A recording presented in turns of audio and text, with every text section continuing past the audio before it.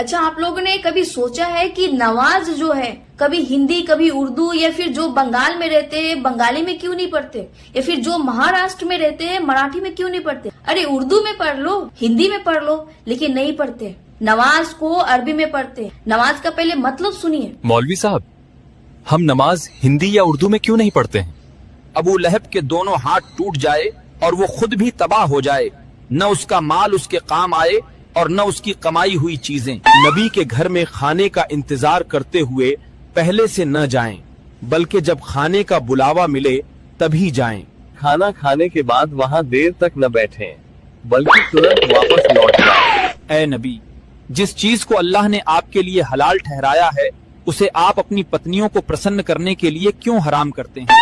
वे ईमान वाले सफल हो जो अपनी शर्मगाहों की हिफाजत करते हैं, सिवाय अपनी बीवियों और लौंडियों के जो उनके कब्जे में हों।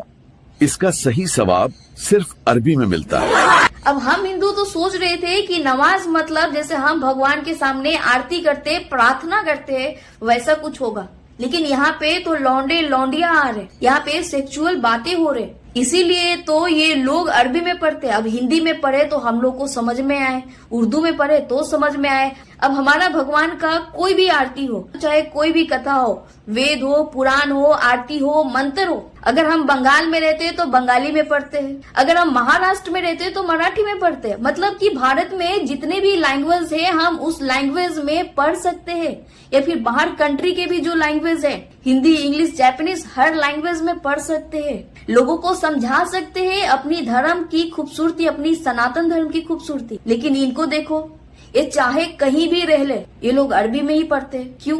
क्योंकि ऐसी कोई अच्छी चीज इसमें है ही नहीं जो लोगों को सुनाया जाए। वैसे आप सबको नमाज का मतलब हिंदी में सुनकर कैसा लगा, कमेंट करके जरूर जनाएं।